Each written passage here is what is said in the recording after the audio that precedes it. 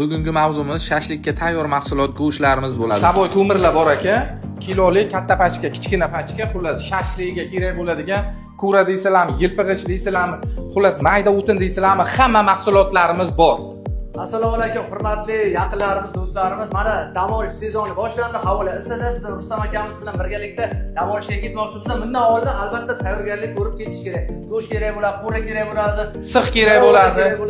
Qadrdonlar, ertaga biza nasib bo'lsa, erta emas, indinga Andoqqa ketamiz, ajoyib video olamiz akamiz bilan. Xudo xohlasa mana tayyor go'sht mahsulotlari bor ekan. Billi, yangi joy ochildi, Kattaqo'rg'on shahrida ajoyib yangilik.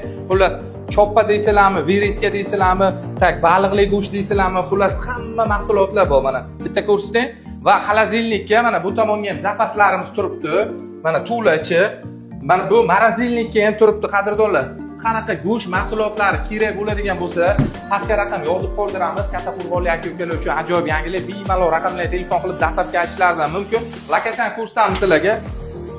Lokatsiyamiz Kattaqo'rg'on shahar Veterok ko'prigidan shunday chiqaverish, to'g'rimizga yangi markaz 7 etажga dom bor. 7 etажga domni oldiga mana mashinaxonani orqasiga xullas yangi do'kon ochildi. Hammalarni kutib qolamiz. Qadrdonlar bemalol kelib go'shtlarimizdan sotib olib ketishlaringiz mumkin. Do'stlar, mayovga sezon boshlandi, mayovga ham boshlayveringlar. Yaxshi kunlarda ko'rishguncha sog' bo'linglar, salomat bo'linglar, kuninglar xayrli va barakotli o'tsin.